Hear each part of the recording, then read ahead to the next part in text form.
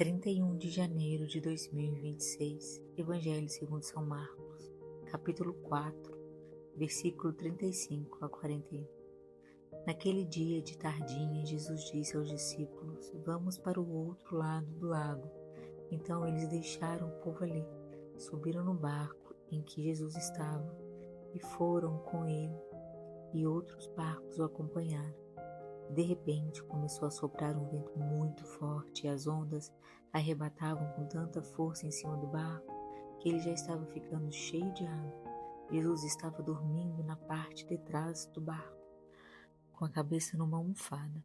Então os discípulos o acordaram e disseram: "Mestre, nós vamos morrer. O Senhor não se importa com isso?"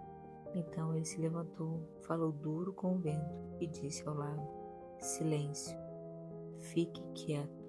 O vento parou e tudo ficou calmo. Aí ele perguntou: "Por que é que vocês são assim tão medrosos? Vocês ainda não têm fé?" E os discípulos, cheios de medo, diziam uns aos outros: "Que homem é este que manda até no vento e nas ondas?" Vejamos agora a interpretação desta palavra viva à luz da Catena Áurea, Santo Tomás de Aquino. Iniciaremos com o entendimento do pseudo Jerônimo.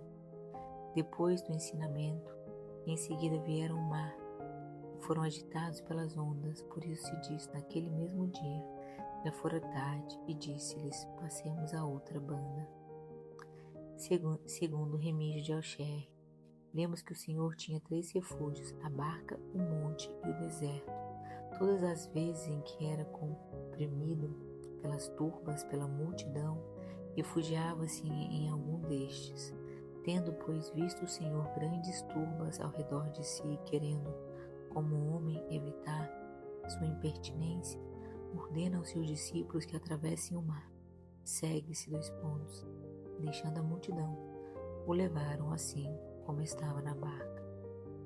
Segundo São João Crisóstomo, o Senhor certamente tomou consigo os discípulos para que vissem os futuros milagres, mas tomou-os sozinho, para que outros não soubessem que eles tinham tão pequena fé.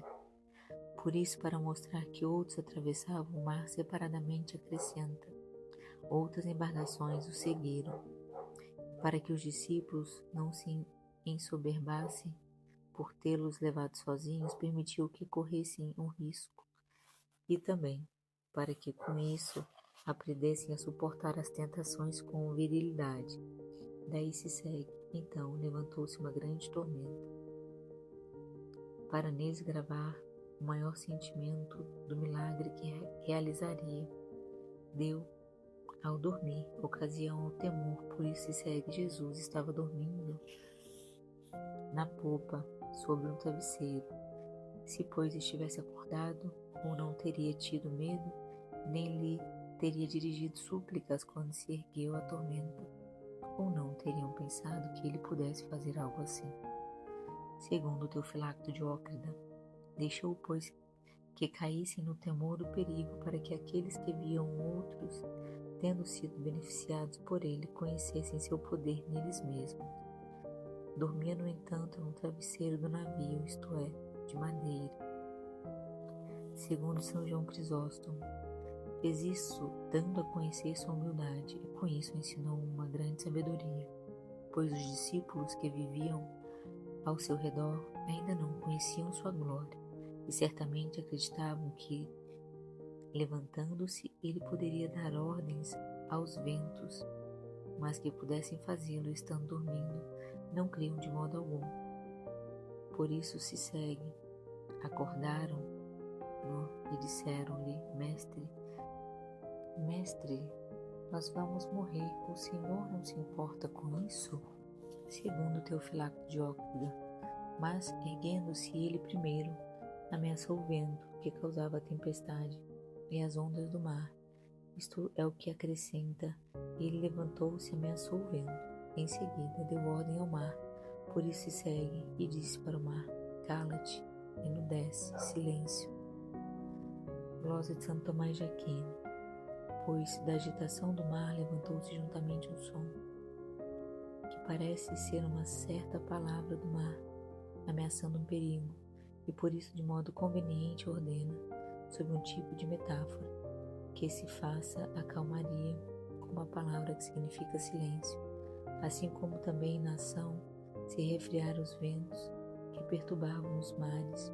O evangelista fala em ameaça. Com efeito, os que possuem o poder costumam refrear com ameaças de castigos que, pela violência, perturbam a paz dos homens. Por isso dá-se a compreender que, assim como algum rei pode, pela ameaça, conter os homens violentos e com seus éditos apaziguar os murmúrios do povo submetido, também Cristo, sendo rei de todas as criaturas, coibiu, pela sua ameaça, a violência dos ventos e impôs o silêncio ao mar.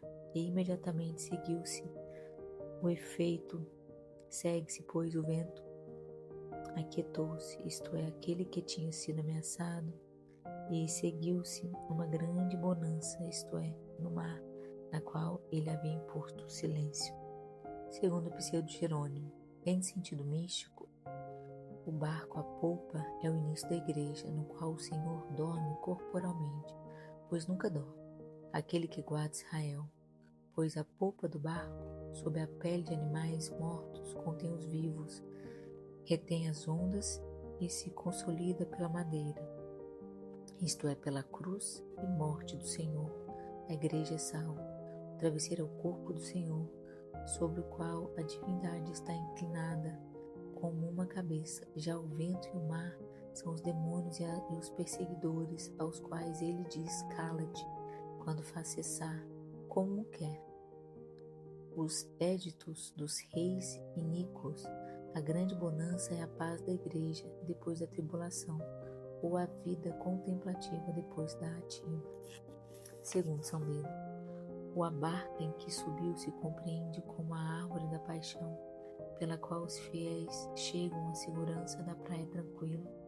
As outras embarcações que, como se diz, estavam com o Senhor, significam aqueles que estão imbuídos da fé na cruz do Senhor, mas não são agitados pelo turbilhão das tribulações, ou os que, após as tempestades das tentações, gozam da serenidade da paz.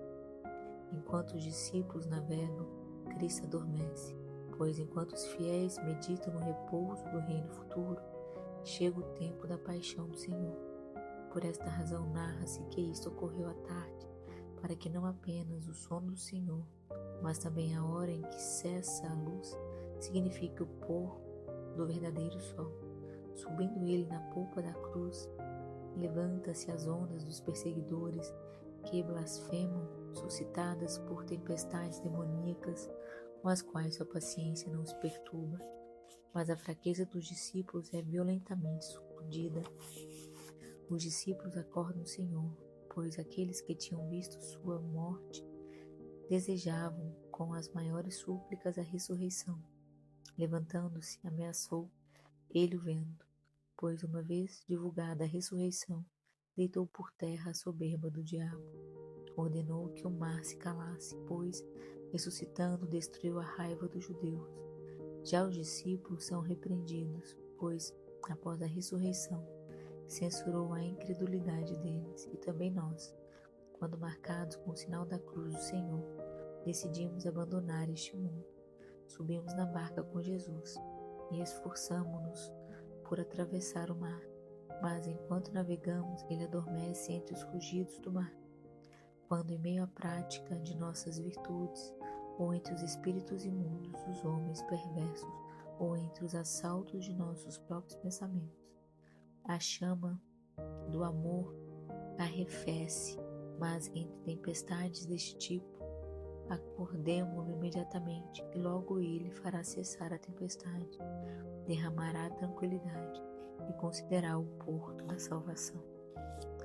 Que as palavras do Santo Evangelho perdoem os nossos pecados e cure nossos corações.